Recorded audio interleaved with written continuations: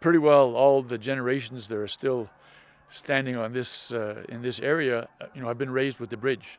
They either used it for tens and decades as a means of communication. So we were all raised with this bridge in our mind. Every time you go by, you see the bridge, and people used it as a means of communicating with the rest of the province.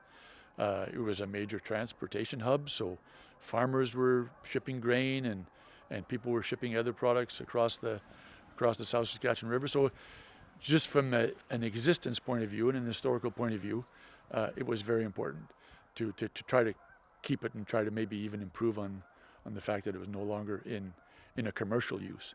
Well, the bridge was built in 1914 to accommodate rail transportation, thereby connecting the southern part of the province with, Prince Albert and north. So they needed that connection, and the rail line was abandoned, and then they decided to condemn the bridge in 2004, if I'm not mistaken. And then, of course, there were other circumstances that came about that just basically spurred the community of St. Louis and the area to sort of look at a different use for the bridge.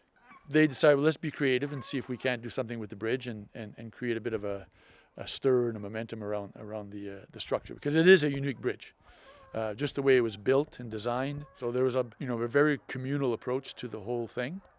And basically that approach is reflective of who the first people that were here as either settlers or First Nations. It's kind of a coming together of the cultures in a way. At least right now, it sort of ties into the discovery of the antique bison and that site that they've erected here just next to the bridge. And I think slowly there are some businesses that are reestablishing themselves in St. Louis, and hopefully eventually that the whole area from St. Louis right to Batoche will be tied in officially and increase some of the tourism traffic in the area.